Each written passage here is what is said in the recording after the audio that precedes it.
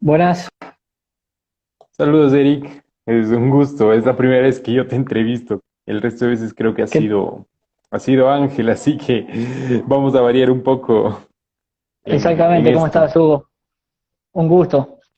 Todo, todo, todo correcto, correcto. La verdad es que justo emocionado. O sea, primera vez que te entrevisto, un tema súper fresco que es de la cuestión de Chile. Y pues para hablar, para discutir, para llegar a ciertas conclusiones necesarias en el momento actual. Entonces vamos a seguir con la estructura de siempre. Te presentas Perfecto. y vamos conversando. Te voy haciendo algunas preguntas o sea, de dirección para ir justamente llegando a estas conclusiones.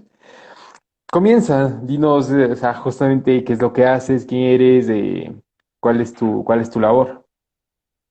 Bueno, yo soy Eric Camerat, soy uno de los prácticamente miembros fundadores de la Fundación Libre, que integra y que preside, digamos, Agustín Laje. Este, y bueno, específicamente yo estoy estudiando Relaciones Internacionales y me estoy especializando en todo lo que esa rama, digamos, Relaciones Internacionales barra Ciencia Política, ¿no? Porque pretendo hacer ambas carreras. Son algunas materias de diferencia, siete, ocho materias de diferencia que ya, eh, digamos, me permite llegar a terminar ambas carreras. Así que básicamente me dedico a eso. Y bueno, desde que fundamos la fundación que venimos tratando de difundir las ideas, el que mejor lo viene haciendo es claramente Agustín Laje, que ya por suerte se ha conocido en todo el continente, en España, que su libro ha tenido un éxito tremendo. Y bueno, en la misma línea, varios somos los que integramos la fundación, estamos intentando difundir un poco las ideas de la derecha, ¿no? Desde distintas ópticas y distintas temáticas y demás. Gracias, Eric. Justamente el tema de la entrevista, el conversatorio de hoy era sobre Chile y sobre si es que efectivamente ya cayó en el comunismo. Entonces, yo te planteo esto, o sea, hemos visto que en Chile la ola progresista ha sido la más fuerte, la más agresiva, y no solamente en sus actuaciones, o sea, con la quema de iglesias, con el tema del feminismo radical, del activismo pro aborto, sino que hemos visto que desde las protestas del año pasado, con indigenistas, con los propios socialistas, con los sindicatos, ha ido ganando momento y pues llegamos del día de ayer a la gran conclusión. Lograron hacer que se apruebe un referendo para cambiar la constitución que tenían. Entonces quiero que tú me des una lectura sobre, tanto sobre los resultados de la elección de ayer como sobre la situación de Chile en general respecto a la izquierda. Bueno, mirá, sí, la verdad que la verdad que primero que nada es una pena. Yo viajé a Chile hace años con algunos de los chicos de la fundación a un curso que daba en un think tank de derecha de allá. Y lo que vimos, digamos, que me acuerdo que me llamaba la atención, fue que, por ejemplo, digamos, algunos de los oradores que expusieron en esta 2 o 3 días el curso, y bueno, hubo economistas, digamos, hubieron economistas liberales, bien liberales, que formaban parte o habían formado parte del gobierno de Piñera, que cosa que acá en Argentina, por ejemplo, no estamos acostumbrados a ver economistas liberales, que hace mucho tiempo que no vemos economistas liberales que forman parte de un gobierno. Con Macri tuvimos algo que se le asemeja, pero bueno, yo me acuerdo que en ese momento nuestra noción fue, o nuestra impresión fue bueno, acá en Chile fueron diputados y se reconocían abiertamente de derecha, que eso fue lo que nos impactó, fueron 2 diputados a hablar, y se reconocían de derecha, cosa que en Argentina no se nos ocurría un solo diputado que se reconocía de derecha, ¿no? Pero, sin embargo, digamos, siempre se ha comparado, yo creo que ahora estamos comprobando que acertadamente, a Piñera como digamos, se lo comparó mucho con Macri por ser ambos gobiernos de centro-derecha, ¿no? Centro-derecha, una centro-derecha bastante tibia, resultó ser Piñera, porque bueno, acá tenemos los resultados. Tuvimos un desmanes, destrucción, digamos, han destruido Chile, las revueltas que arrancaron el 18 de octubre del año pasado, o sea, hace un año precisamente, han quemado, como bien decías, decenas de iglesias, han destruido la propiedad pública, han destruido la propiedad privada, locales comerciales, las estaciones de subte, arrancó todo, ¿no? Con esto de que aumentaba algo así como 4 centavos de dólar, ¿no? El pasaje de subte, y bueno, esta fue la excusa para que hace un año arrancaran todos los demanes de la izquierda en Chile. Una izquierda que, digamos, porque esto es lo que hay que arrancar, digamos, especificando lo que para muchos puede ser obvio, pero para mucha gente no, y que es que esta reforma constitucional fue promovida por la izquierda. O sea, no es que hay toda una sociedad que estaba viviendo en términos económicos mal y que bueno, y que era totalmente necesario. No, eso fue digamos, bueno, vamos a romper todo hasta que se nos escuche y se promueva esto que finalmente, como te decía, digamos, un personaje tibio, de una derecha muy tibia y muy de centro, como es Piñera, terminó aprobando, ¿no? Entonces, primero que nada es esto, es la izquierda generó el caos y los demanes. Obviamente han tenido, digamos, financiamiento, a ver si se me cortó un poquito ahí, creo. Ha habido influencia de países como Venezuela, seguramente, pero digamos, es una nueva forma de revolución, lo que hemos visto acá, que ha llegado a un objetivo que fue lograr que se genere el plebiscito y ahora lograr que se apruebe este plebiscito, ¿no?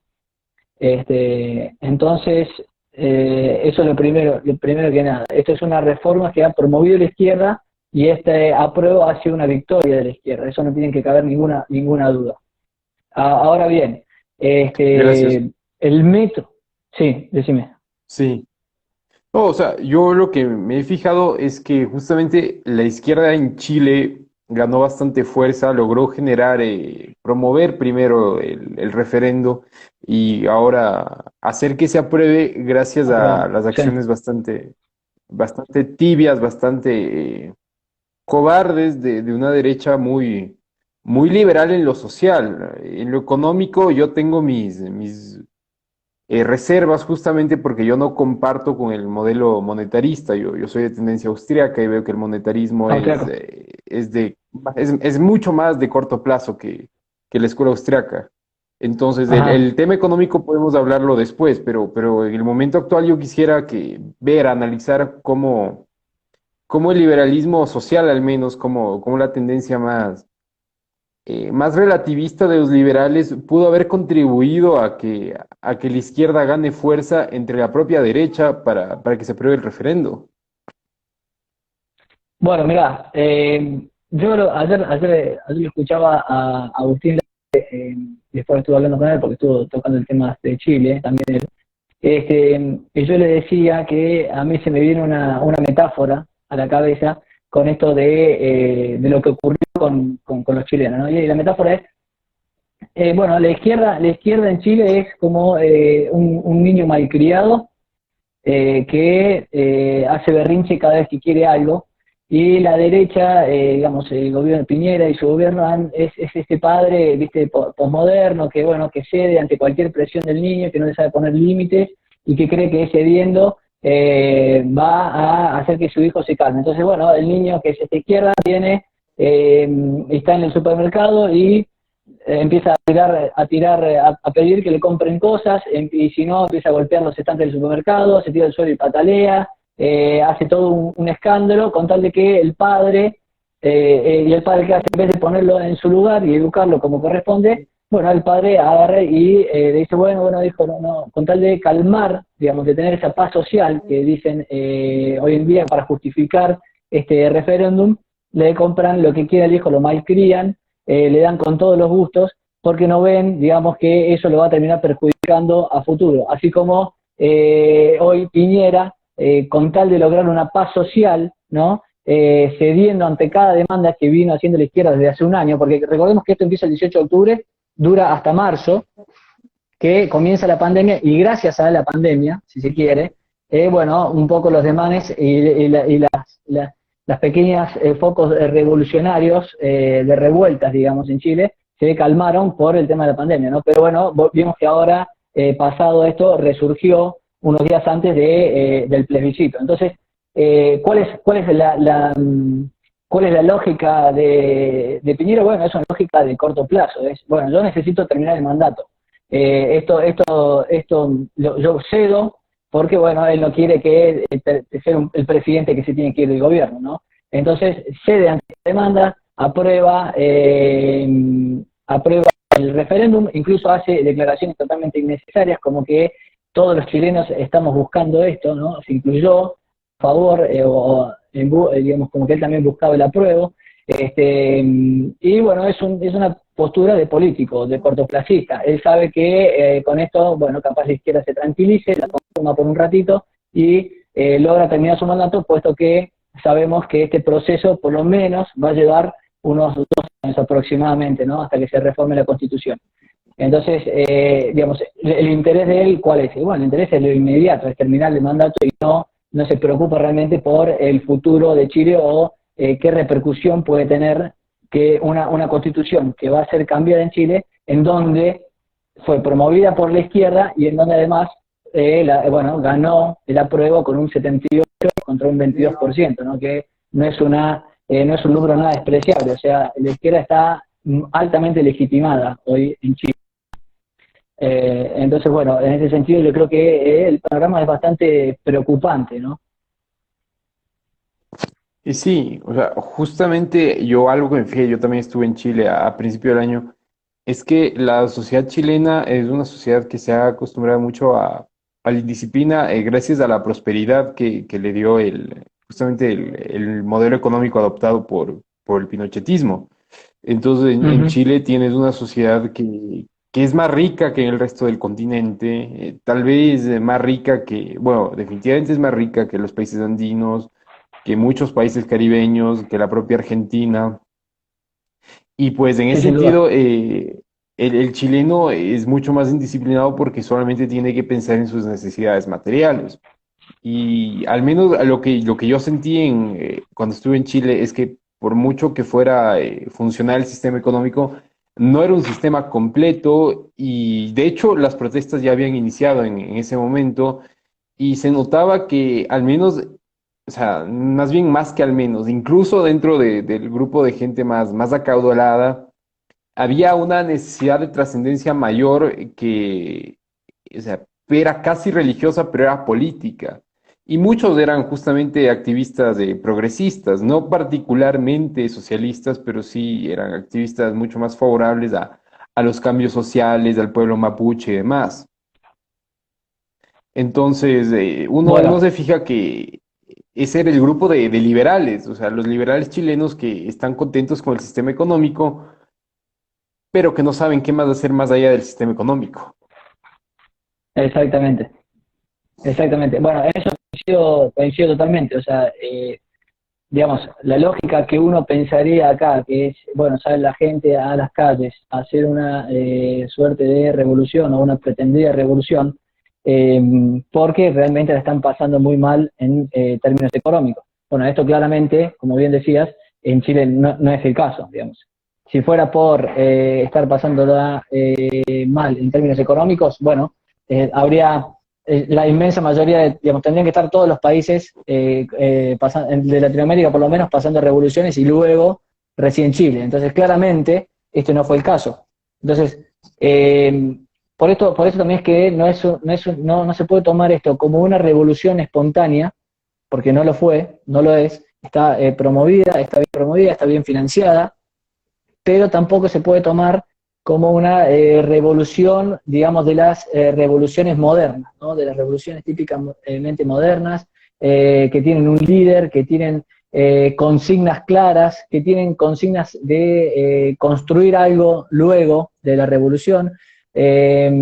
No tiene ninguna de esas metodologías ni formatos. Esta es una revolución, te diría, posmoderna, ¿no? Y los sujetos, en términos de lo que diría Zizek, los sujetos revolucionarios son sujetos de a momentos. O sea, no hay un sujeto, no hay un proletariado acá que esté haciendo la revolución, sino que son diferentes sujetos, bueno, que se van articulando en función de una demanda que tampoco está muy clara y en función de algo que, en este caso uno diría, bueno, la Constitución, generar una Constitución nueva, busca construir algo nuevo, busca generar algo nuevo, pero si vos te fijás, no hay ninguna discusión en términos de lo que va a modificar la Constitución, no se sabe.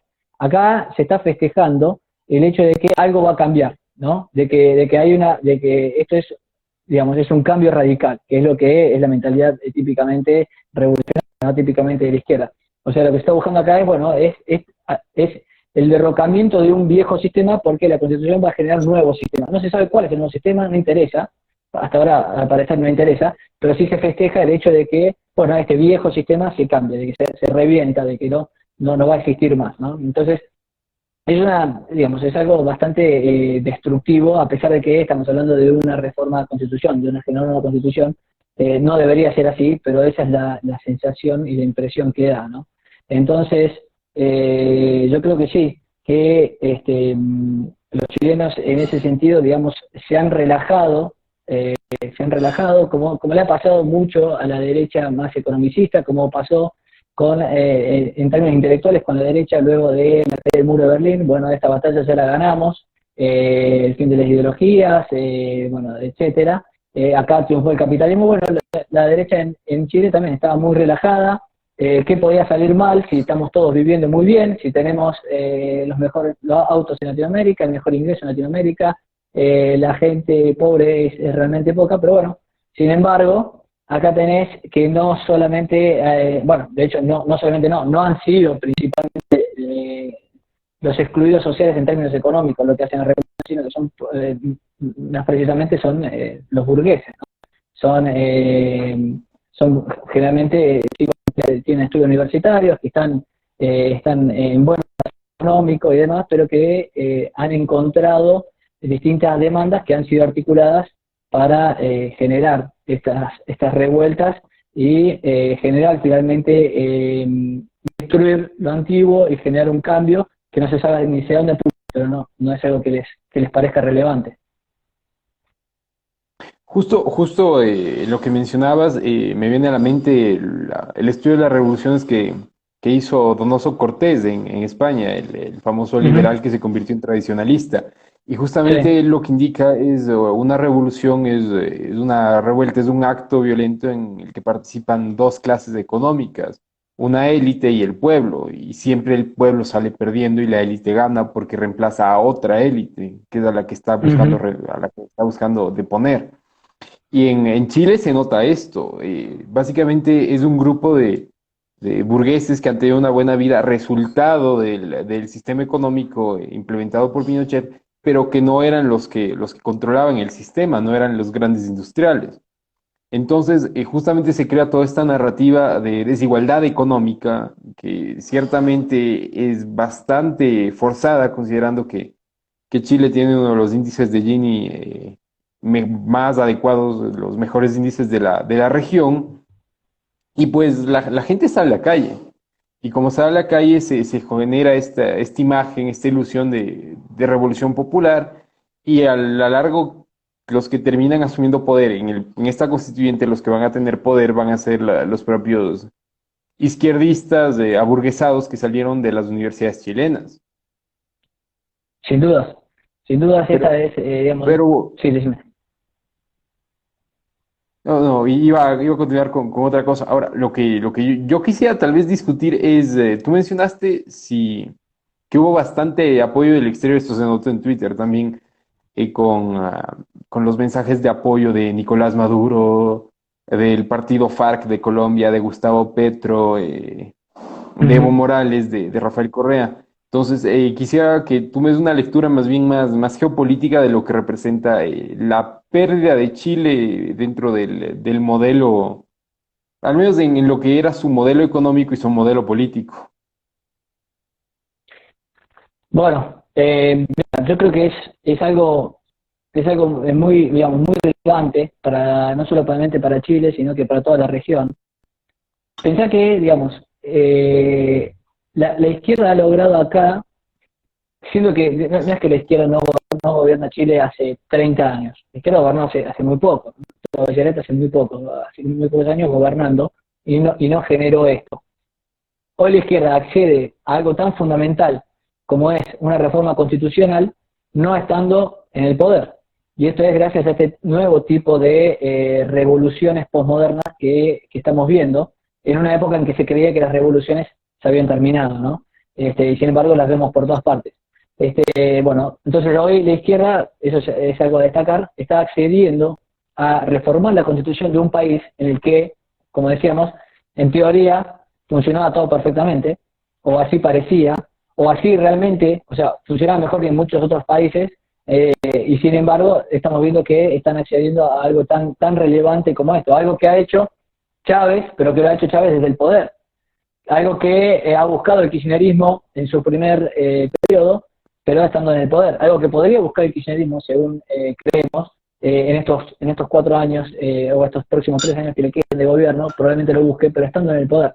Lo que ha logrado acá la izquierda chilena es, bueno, vamos a salir a romper todo hasta que nuestras demandas particulares sean escuchadas por un gobierno que no es de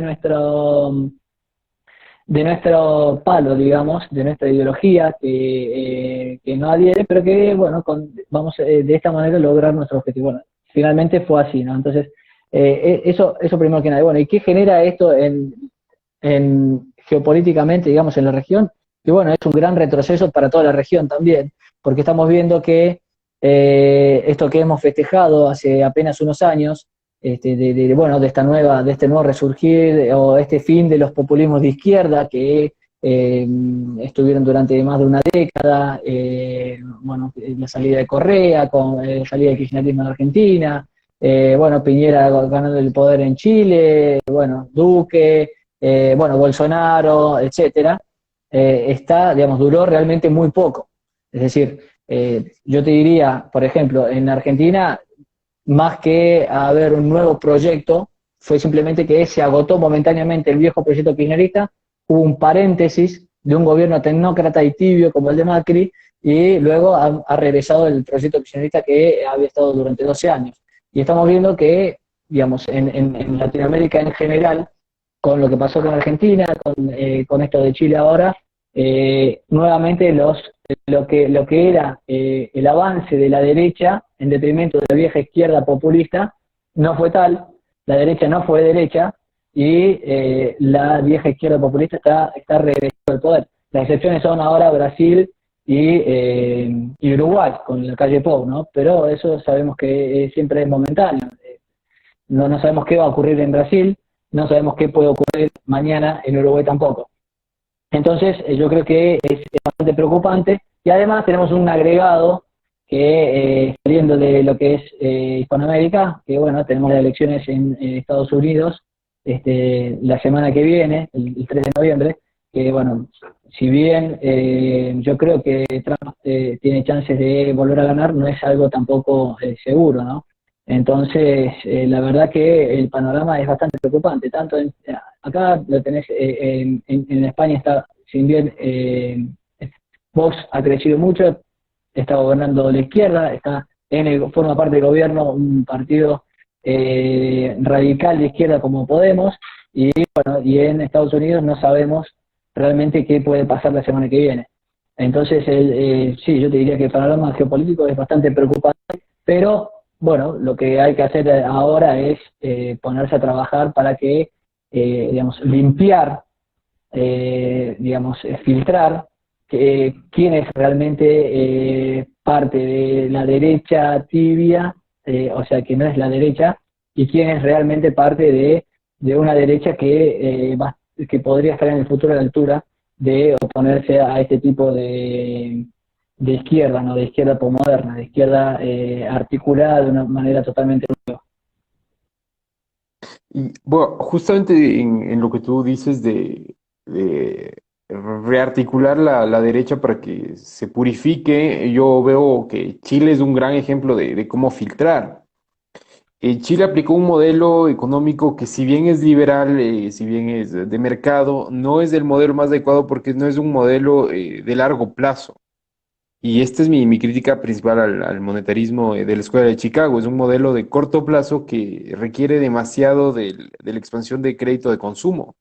Y que es Mm, lo que permitió que Chile efectivamente se desarrolle, pero ya estamos viendo las consecuencias. Pues en Chile el desarrollo es un desarrollo profundamente materialista que requiere de consumo para sostenerse, no de ahorro, no de inversión. Además que la mayor parte de bienes y servicios son completamente extensivos. O sea, el modelo chileno es un modelo que no considera ciertas limitaciones morales de la economía, que son las que permiten una vida digna. En Chile, de lo que a mí me consta es que hasta el agua es un bien que puede venderse y que está concesionado, ni siquiera concesionado, que está controlado por empresas privadas que de hecho son cercanas a personajes de gobierno. Eso por una parte. La otra, el propio modelo chileno político al menos y jurídico especialmente es un modelo que nace de la excepción, es un modelo que nace en estado de excepción bajo una dictadura militar, o sea, lo que Schmidt diría nace de un gobierno donde el ejecutivo es soberano. sí. Y en ese sentido, tenemos el problema justamente con Chile de que Chile tiene el fantasma de Pinochet, al menos para la izquierda, en todo momento, en todo lugar. Para la derecha tibia, Pinochet se vuelve esa figura simbólica que algo les llama la atención y les inspira, pero no es más que un símbolo, es el Che Guevara de los libertarios. Y uno no puede operar en un sistema que tiene personajes como estos. O sea, cuando es la izquierda, le funciona porque la izquierda lo ha hecho desde siempre. La derecha no puede trabajar de la misma manera porque no es del mismo ethos, no es del mismo ser antropológico. Y en ese sentido, en Chile vemos que realmente adoptar un modelo económicamente liberal basado en la escuela de Chicago y adoptar un modelo de emergencia sin consideración de la propia cultura, simplemente tenemos un dictador militar y funciona y cuando se va el dictador militar dura por 10 años, por 20 años y se cae. No es un Mm. modelo que para ninguno de nuestros países puede servir. Entonces, más bien, la derecha tiene que aprender del fracaso chileno, ya podemos hablarlo de fracaso, para evitar que se Mm. repitan estos problemas si es que se llega a tener poder político en alguno de los otros países. Sí, coincido, mira, coincido totalmente. No sé si, digamos, con lo que es Latinoamérica y con lo que es Chile, digamos, es bastante fina la discusión en torno a, bueno, cuál escuela sería mejor. Yo también he leído, digamos, no tengo, no me gusta hablar mucho de economía porque no es lo mío, pero sí, yo arranqué con el liberalismo leyendo los austríacos y coincido bastante con lo que decís. Ahora bien, lo importante acá es lo que marcas muy bien, es el hecho de que sí, exactamente, digamos, Chile adopta el sistema que adopta económico, que lo lleva a ser el país que es hoy en día, por ahora, o que fue hasta ahora, o hasta el año pasado, si se quiere, gracias a las reformas que hace Pinochet en dictadura, ¿no? O sea, él probablemente, o sea, en democracia sería muy difícil hacer este tipo de reformas. Si uno quisiera hacerlas en Argentina, por ejemplo, hacer reformas económicas de ese índole, sometiendo todo al voto o al proceso democrático, bueno, la verdad que se complicaría mucho. Entonces, Chile tenía una ventaja que es, bueno, Pinochet aplicó este sistema económico, vimos que funcionó, la sociedad chilena vio que funcionó y lo sostuvo durante 30 años. Pero como te decía antes, el problema acá no ha sido un fracaso en términos económicos. O sea, no ha sido que de repente implosionó el sistema económico porque se agotó. La verdad que económicamente Chile está entre los mejores, como dijimos, entre los mejores países de Latinoamérica. El problema acá ha sido que sí, que la derecha se relajó, que no ha sabido reivindicar a Pinochet y a escuela de Chicago, y no ha sabido darle un relato, ¿no? Un marco teórico por fuera de lo económico y dentro de lo político, ¿no? No ha sabido, digamos, enmarcarlo discursivamente, ponerse a la altura de la discusión de Chile. Ojo, no es un problema, no es un problema que tenga la derecha solamente en Chile. Acá lo vemos en su situación particular afectado, pero la derecha, digamos, en general, se ha quedado siempre muy en el aspecto economicista y no ha sabido pasar o dar el salto a la discusión cultural, ¿no? En términos culturales, que es lo que la izquierda viene dando desde Gramsci, si se quiere, ¿no?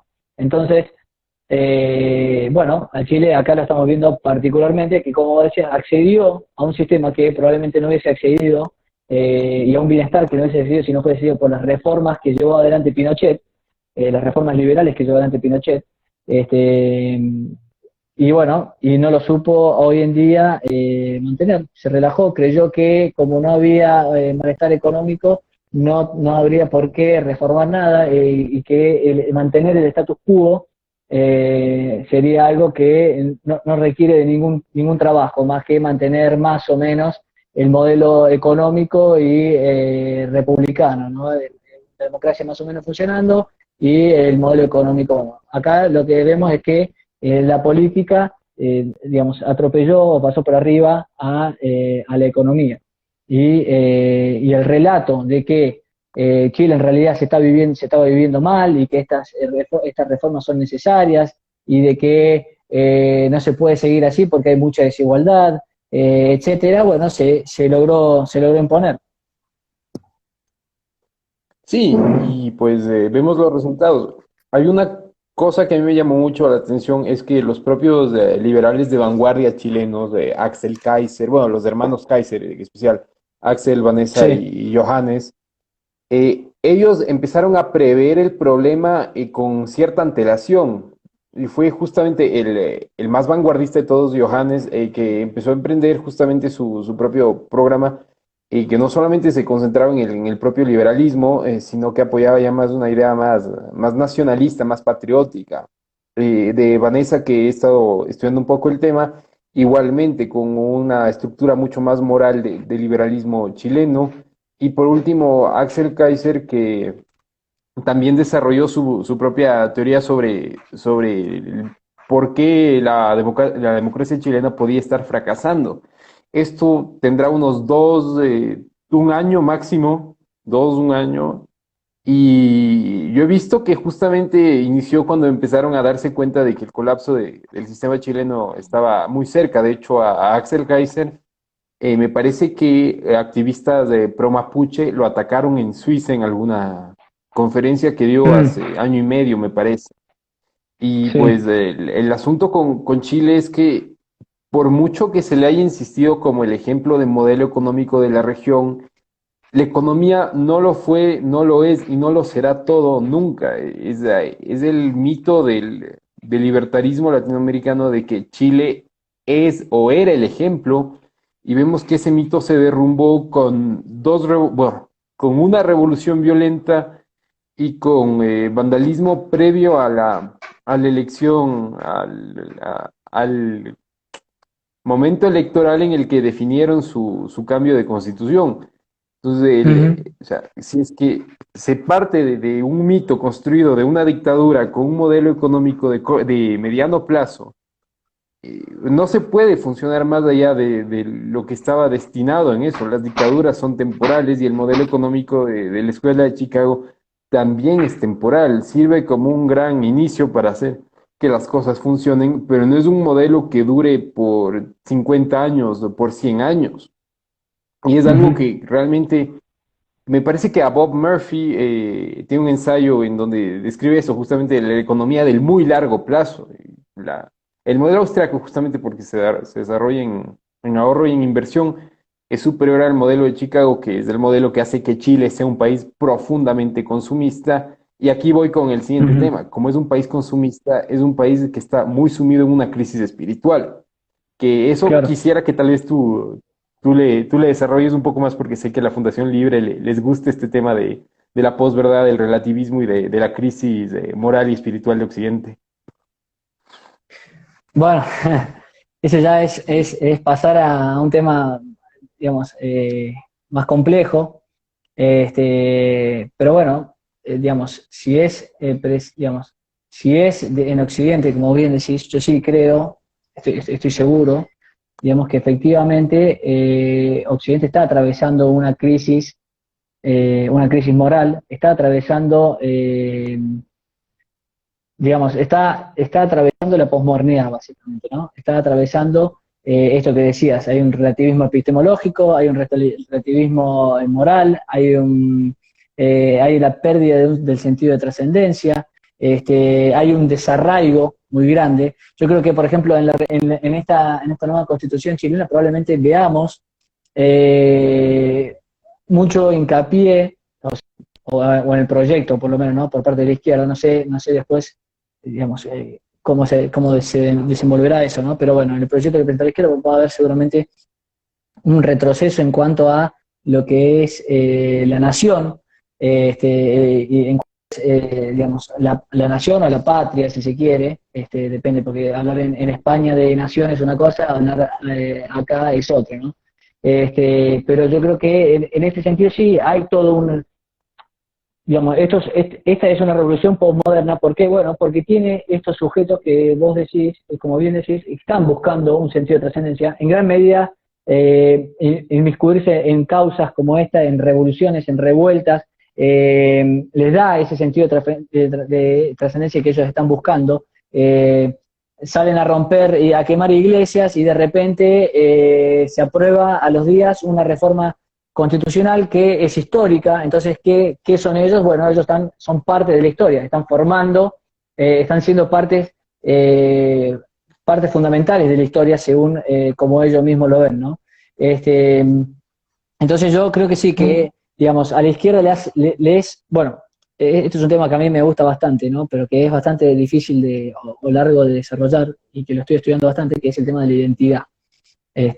Hay, sin dudas, en Occidente digamos, está sumido en una crisis de identidad. Este, ha perdido, digamos, ha perdido el sentido de trascendencia, ha perdido el sentido de quiénes somos. Digamos, el problema de identidad es un problema que surge en Occidente a partir de la modernidad y que se acentúa o se manifiesta en su máxima expresión en lo que es la posmodernidad. Y bueno, como vos bien decías, el sujeto no puede estar solamente consumiendo y no encuentra su realización, no puede encontrar su realización en el consumo. Entonces, como te decía, bueno, acá muchos estudiantes, muchos jóvenes que han salido a hacer la revolución, que identificados de una u otra manera, digamos, a los que como no tienen una identidad, no saben quiénes son, como se ha puesto en duda todo, digamos, se le ha insertado la duda radical, al punto de que no saben ni quiénes son, ni a dónde van, no tienen objetivos. Bueno, es muy fácil darles, bueno, acá tenés un objetivo, este es tu nuevo objetivo, este es quien sos y esta es tu nueva causa. Tu causa es hacer la revolución, vas a ser parte de la historia, vas a ser alguien.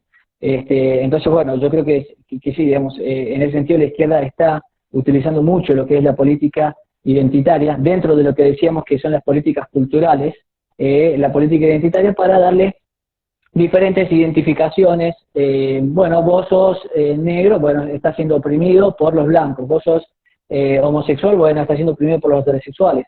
Vos sos indígena, bueno, estás siendo oprimido por el hombre blanco, por quien se identifica con la nación. Y así sucesivamente se le da una identidad y se los pone a operar, se los pone a funcionar, se los pone a destruir, básicamente, ¿no? Así que sí, yo creo que, digamos, es un tema muy largo a desarrollar, pero sin dudas Occidente está sumido en una crisis de identidad de la que no sabe cómo salir, y sin dudas la izquierda, la política de hoy, que decimos la política identitaria, es algo en lo que, si bien por ejemplo en Europa se menciona que los partidos identitarios ganan terreno cuando crece la derecha identitaria, en el sentido de que buscan recuperar los valores de la nación. Yo creo que quienes mejor están utilizando, sin embargo, las políticas de identidad hoy es, sin dudas, la izquierda, en esto que te decía, de darle, revoluciones posmodernas o revueltas posmodernas, en las que son sujetos revolucionarios de a momentos.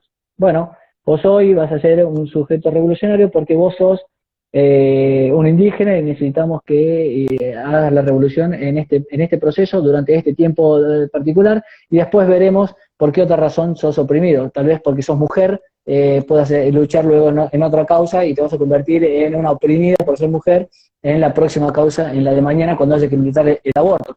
Y pasado mañana, cuando haya que tomar tierras en el sur, vas a volver a ser un indígena y así sucesivamente, ¿no?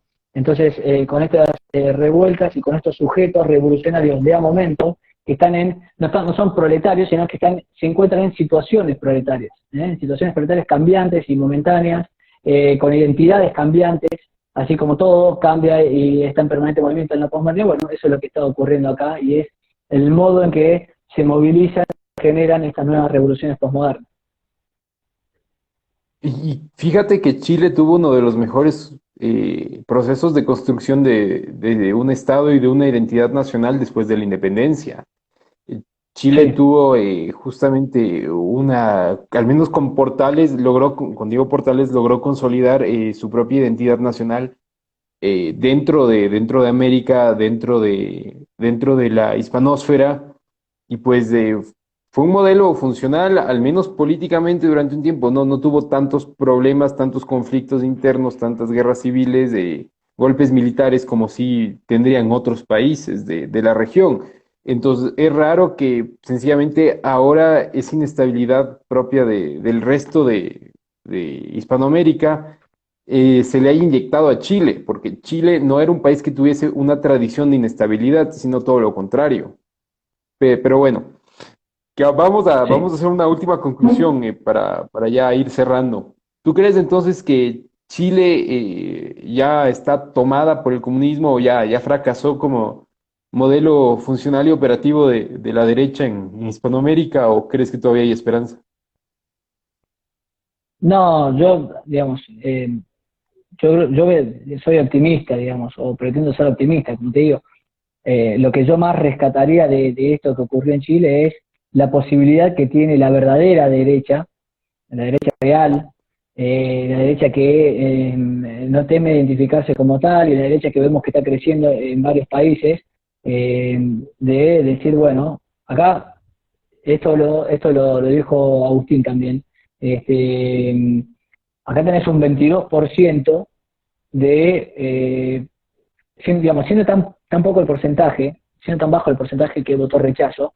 Yo creo que en gran medida es la gente que entiende realmente por qué hay que rechazar una reforma constitucional. Yo creo que de ese 22% vos podés tomar casi su totalidad como gente que puede formar parte de una derecha. Luego, en el 78% que tenés, vos tenés en gran parte, dentro del 50, digamos, el 50% del padrón electoral fue el que votó más o menos en este referéndum, y en ese 78% que votó por el apruebo, hay mucha gente que es muy despolitizada. O sea, ¿cuál es el razonamiento?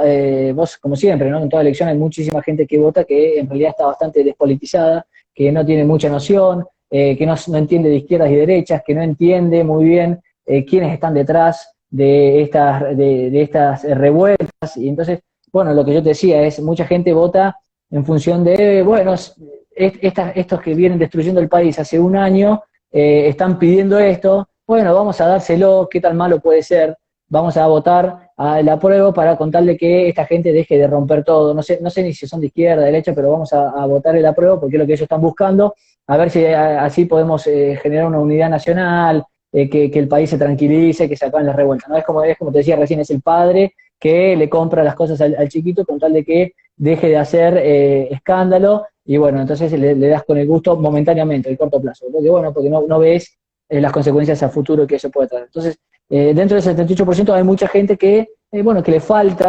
que necesita que le expliquen, que necesita que le bajen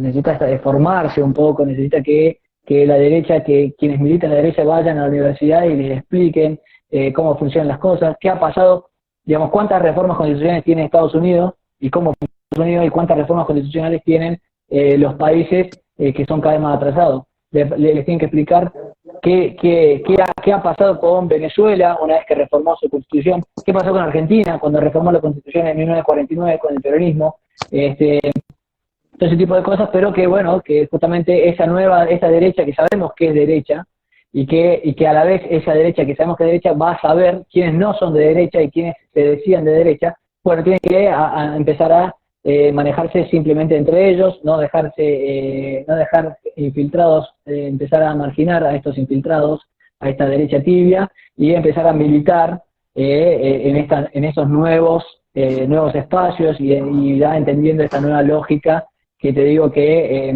la derecha entendió tarde, pero que ya la empieza a entender, bueno, que es esto de militar la cultura, de militar la política, de no relajarse en la economía, ¿no? Eso yo creo, en ese sentido soy optimista, es un filtro más y es importante saber, digamos, que bueno, que no está acabado esto, que esto es un proceso que está apenas iniciando, es un proceso de 2 años, y todavía hay que votar hay que proponer y hay que votar cuáles van a ser las reformas. Ahí estoy diciendo una Sí, hay pregunta una que pregunta. hace Ángel. Ajá, yo iba a hacer un comentario adicional. Yo creo que Chile ya Sí. es la imagen de por qué la derecha tiene que dejar de ser elitista y tiene que dejar de estar desconectada del pueblo. O sea, la derecha que triunfe, la derecha que logre expulsar a todo el progresismo y a todo el socialismo del continente va a tener que ser una derecha muy popular, en el sentido de que sea una derecha de calle, una derecha que sepa hablar con el votante despolitizado, que sepa Mm. comunicar sus ideas a la persona que no sabe de política y que no quiere saber, que es una derecha que realmente se comprometa con la persona que va en bus, que va en colectivo, con la persona Sí. que vende sus cosas de manera informal en la calle, con el ama de casa, con todas las personas que efectivamente no forman parte del sistema formal, tanto económico como político, sino de la persona de pie, del hombre común. Pero eso, vamos a la pregunta que hizo Ángel. Esperemos que Totalmente de pueda. acuerdo. Voy a ver si es que puede, o sea, si es que puede hacerla en forma de pregunta para, para que podamos proyectarla. Pero si no, yo la leo. ¿Cuál es la intensidad del secularismo en Chile? ¿Puede equipararse relativamente a la de países europeos como Holanda, Francia o Suecia? Esto es referencia a un video que hicimos eh, con el líder de un think tank chileno que se llama Andrés Barrientos, del think tank que se llama Ciudadano Sí, Austral. sí, lo conozco, Andrés, un Y buen amigo, justamente un gran hablaba, amigo. sí, sí, y justamente hablamos del tema aquí está la pregunta, espero que podamos proyectarle.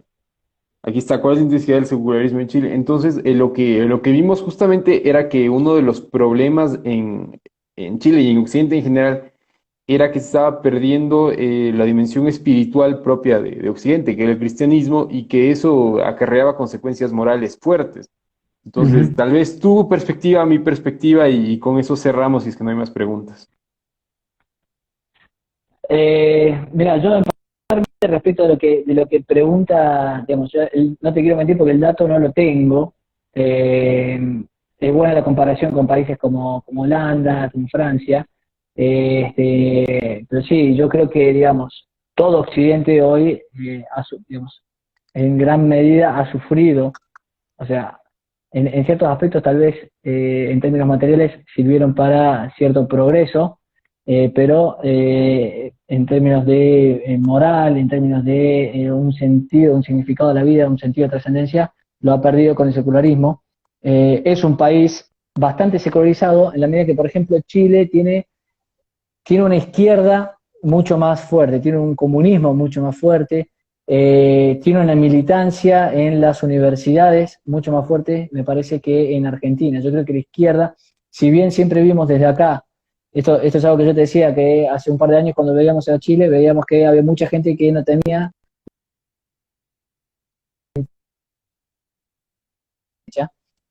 menos que ocupar cargos políticos altos. Y sin embargo, siempre dijimos también fue que por otro lado en Chile siempre hay un comunismo, hay una izquierda radical muy fuerte, que en gran medida es lo que vimos ahora. O sea, el Partido Comunista o, por ejemplo, los conflictos que venimos viendo hace años, que nosotros acá hemos visto algo, pero muy, muy leve comparado con lo que es Chile, en lo que respecta a los problemas de toma de tierras con los mapuches, el problema con todo lo que es la izquierda indigenista, ¿no? Pero sí, digamos, no sabría, no tengo los números realmente como para comparar entre países como pregunta Ángel, pero sí creo que es probable que en la Constitución que se pretende instalar por parte de la izquierda va a haber, como te decía antes, una fuerte narrativa, una fuerte, digamos, imposición de identidades en función de identidades particulares, en detrimento de lo que es una identidad, la identidad chilena más tradicional, no solamente en el sentido de como nación, sino en el sentido de apoyada en el cristianismo, ¿no? O sea, eso yo creo que de generarse, y esto es muy relevante porque, bueno, esta es la primera constitución que tenemos, la reforma constitucional que tenemos acá creo que digamos, en este siglo posmoderno, acá en Latinoamérica. Y yo creo que si puede ser una excusa para países como el nuestro, que digan, bueno, miren, en Chile se está reformando la Constitución, nosotros acá, que estamos porque ahora viene una crisis tremenda en Argentina, necesitamos también reformar la Constitución, y yo creo que de existir estas reformas constitucionales van a apuntar a eso, van a apuntar a modificar, a darle mucha más relevancia a estas identidades particulares, a estas identidades, subidentidades nacionales, en función de bueno, de la orientación sexual, del sexo, en función de si es indígena o no, de la raza, etcétera, de la etnia, y en detrimento de, bueno, de la identidad nacional chilena, de la identidad occidental cristiana, etcétera. Eso yo creo que lo vamos a ver, o vamos a ver el intento por lo menos, en la propuesta que se hará por parte de la izquierda en la Constitución chilena, y que probablemente lo veamos luego en los intentos, al menos, en el resto de Latinoamérica. Sí, y bueno, aquí hay una cosa que me llama la atención. Eh, en Chile se asocia mucho a la identidad cristiana, a la identidad católica, con el modelo económico, con el modelo político implantado por Pinochet. Bueno, ¿por qué? Sí, No porque Pinochet fuera explícitamente católico, sino porque los tecnócratas monetaristas que implementaron el modelo económico eran todos miembros del Opus Dei, o al menos gente afiliada con el Opus Dei, con esta prelatura de la Iglesia Católica. Entonces, la ujú, izquierda supo manejar eso muy bien porque extendió la identidad particular del grupo de tecnócratas económicos con el grupo de toda la élite chilena que manejaba el país tanto en la economía como en la política. Entonces, para la izquierda, al menos para la izquierda radical, que es la que ha empujado el proceso constituyente y que ha empujado el proceso de colapso y de degradación social en Chile, eh, la Iglesia Católica y el cristianismo son verdaderamente sus enemigos, no solamente por la tendencia general propia del socialismo, sino porque pudieron identificar un enemigo que tenía esas propias características en su país. No es un mero exacto. recuerdo, no es una imagen de tiempos pasados del periodo español, sino que tienen al ejemplo vivo de la Iglesia intentando preservar y desarrollar un país, que es lo que no quieren. Y además, vamos, como te decía, en todo, esta es una constitución que, digamos, está buscando más que crear algo nuevo, está buscando, lo relevante para ellos es destruir lo imperante, y si vos querés destruir lo imperante, como sabemos, y como viene pasando en todo Occidente, bueno, primero hay que atacar a la familia, hay que atacar a la religión, hay que atacar a las instituciones, como la iglesia, porque bueno, de eso se tratan las revoluciones, ¿no? De modificar o de reventar lo imperante, de reventar el statu quo y toda aquella institución que pueda ayudar a conservarlo, ¿no?